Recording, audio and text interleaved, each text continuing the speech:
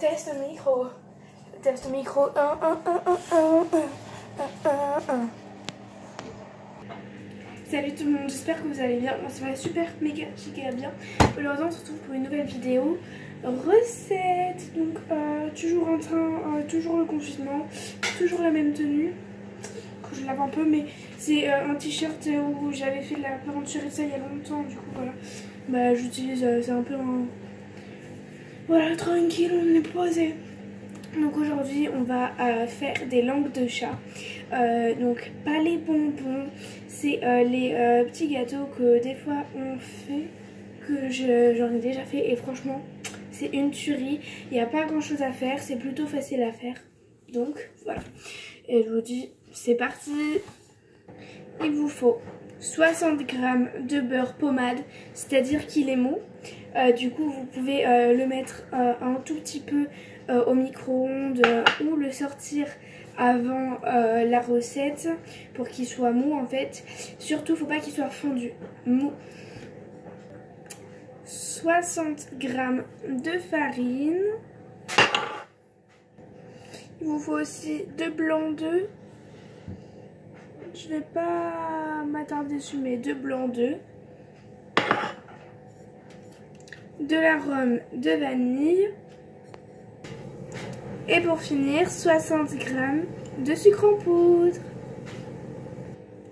Première étape, préchauffez votre four à 200 degrés à chaleur tournante. Donc vous avez besoin d'un saladier. Donc vous voyez pas ma tête, mais bon, vous voyez ça. On va verser le sucre.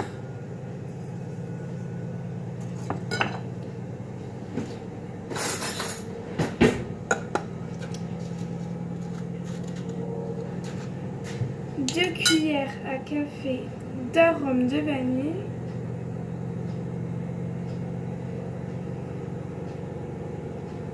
Hop. L'arôme de vanille, c'est hyper bon.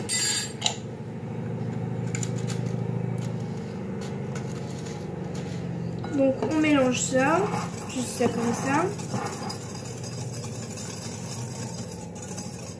Et le beurre mou, vous mélangez jusqu'à que le mélange devienne bien mousseux. Voilà, donc quand c'est bien mousseux comme ça, on peut ajouter la farine. Donc moi je l'ajoute petit à petit. Et oui, j'ai changé de cadre la caméra.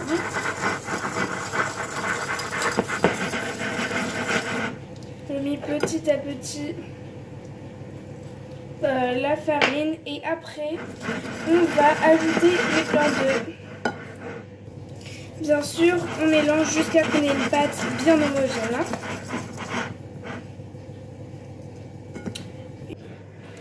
Quand on a la pâte bien homogène comme ça, sans grumeaux, c'est nickel. Donc là arrive le grand moment, la pâte est prête. On va créer notre poche à douille. Donc juste, ce qui serait bien, c'est d'avoir une douille comme ça, normale. Une petite douille. Et il faut juste un sac de congélation. Où en fait, on va faire un petit trou là, au coin. Et on va glisser notre douille ici, comme ça. On va mettre la pâte et on va pouvoir faire nos langues de chat. Avant ça, on prend bien sûr une plaque de cuisson pour mettre nos langues de chat. Donc on prend le papier de cuisson. On coupe suffisamment grand pour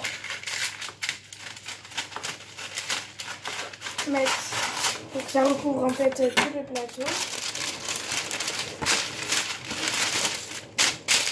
Comme ça. Et on va préparer notre poche à douille. Donc voilà, là j'ai mis la douille à l'intérieur. là il y a ça et on va remplir notre poche à douille. Donc là c'est bon, j'ai ma poche à douille. Et on fait nos langues de chat.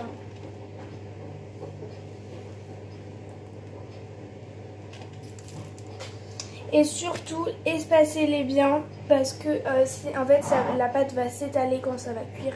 Et du coup, bah, elles vont toutes coller entre elles.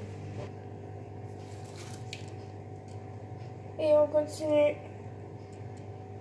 à faire nos langues de chat.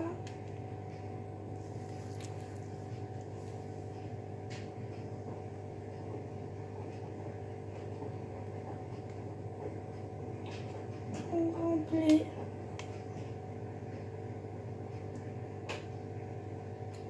Donc moi en fait, j'ai des poches à douille, mais c'était juste pour vous montrer la technique qui est super facile et super pratique. Au lieu d'acheter des poches à douille et qu'au final, juste au pire acheter les douilles, mais pas les poches à douille. Voilà.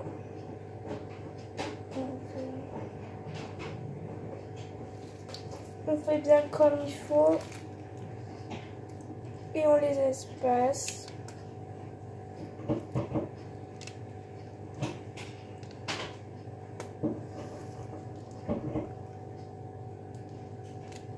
Mais franchement c'est une recette super facile et pendant le confinement il n'y a pas de souci, je vous ferai d'autres recettes.